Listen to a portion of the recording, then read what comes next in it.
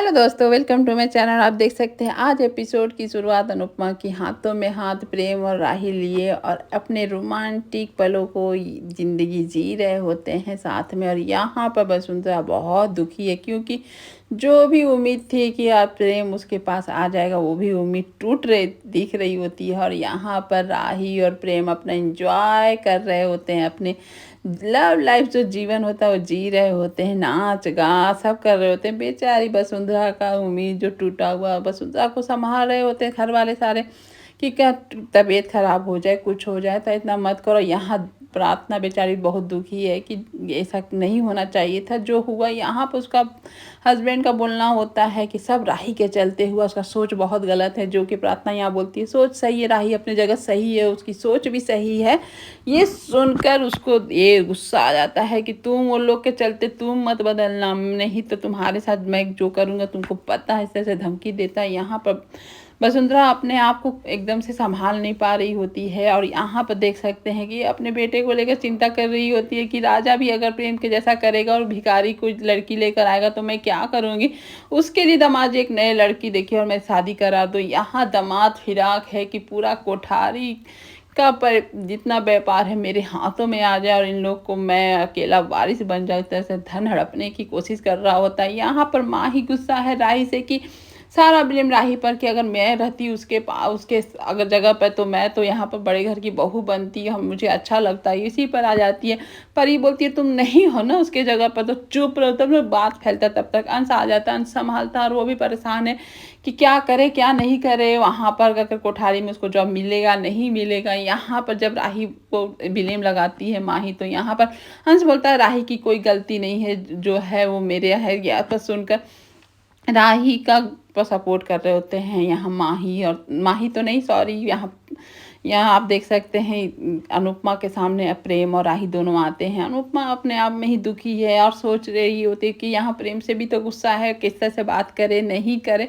लेकिन इस सिचुएशन में किस तरह से बात हो समझ में नहीं आ रहा था क्योंकि प्रेम भी कहीं से गलत अब दिख नहीं रहा होता है। उसके साथ जो सपोर्ट इस तरह से अनुपमा और राही का करता है अपने परिवार के खिलाफ आकर, यहाँ अनुपमा वही बात करती है कि मैं तुमसे बहुत बहुत ज़्यादा गुस्सा थी, लेकिन अब मैं तुमसे गुस्सा नहीं हो पा रही हूँ क्योंकि तुम इस सिचुएशन में भी तुम अपने परिवार के खिलाफ, तुम मेरी बेटी का साथ दिए हो तो ऐसा साथ हमेशा देना। प्रेम कभी प्यार में धोखा मत देना, जो तुमने उस समय दिया था वो कभी मत करना, वो बहुत ही ख़राब होता है। अगर कोई जीवन साथी हो या प्यार करने वाला हो, अगर कोई बात छिपा कर धोखा देता है तो वो बहुत जीवन में हर्ट करता है। वो यहाँ पर प्रार्थना करती है, रिक्वेस्ट करती है।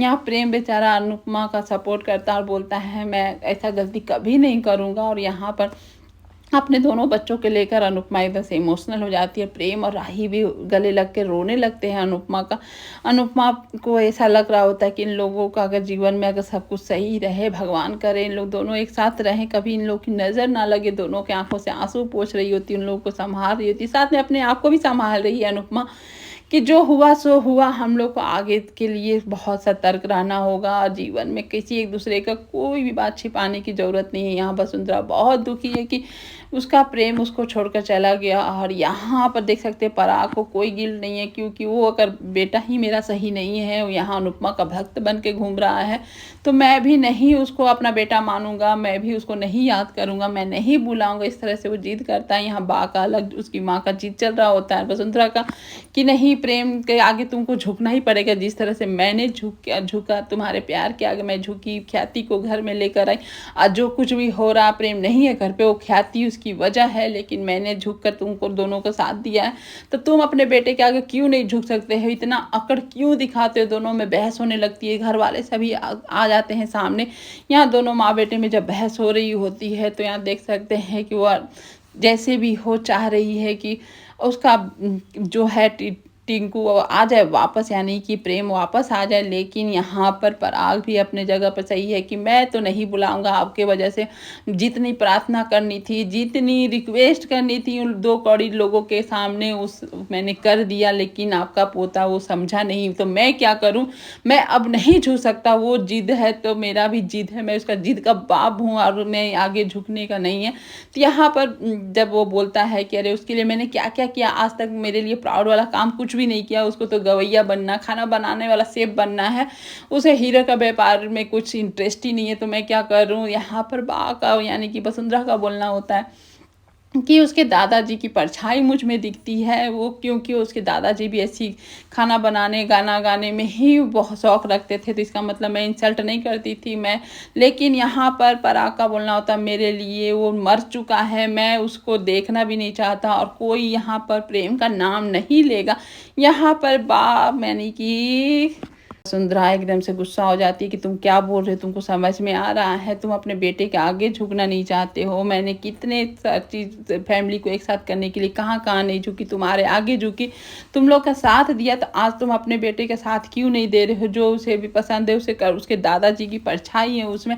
यहाँ पर दोनों में तो बहस हो रही होती है कोठारी में, और यहाँ अनुपमा अपनी फैमिली को संभाल कर ना, यहाँ पर दोनों सारे फैमिली मिलकर डांस कर रहे हैं, इंजॉय कर रहे हैं। ये होता है फैमिली जो कि अनुपमा जितनी भी टूटती है, बिखरती है, फिर से शुरुआत करती है, फिर से हंसने के लिए और हंसाने की कोशिश करती है यहाँ पर। और यहाँ वसुंधरा और पराग लगे हुए हैं कि यहाँ पर वसुंधरा का कहना है कि जैसे भी हो तुम अपने बेटे को घर लाओ, लेकिन यहाँ पराग बोलता है मैं अब तो झुकने वाला नहीं, और अपने प्रेम को घर भी नहीं लाना चाहता हूँ, क्योंकि मुझे अब नहीं चाहिए। और यहाँ पर वो रिक्वेस्ट सबसे कर रहा होता है कि आज के बाद प्रेम का कोई नाम नहीं लेगा, वो मेरे लिए मर चुका है और मैं उसके लिए मर चुका हूँ। बोलिए अपना पोता को आकर कि मेरा अंतिम संस्कार कर देगा। ये सुनकर बा एकदम से इमोशनल हो जाती है, और यहाँ पर पराग सबको बोलता है कि आज के बाद कोई भी नाम नहीं लेगा यहाँ प्रेम का, बोलकर वो चला जाता है। लेकिन यहाँ वसुंधरा को एक बीपी हाई हो जाती है, उसको चक्कर आता है और वो गिर जाती है।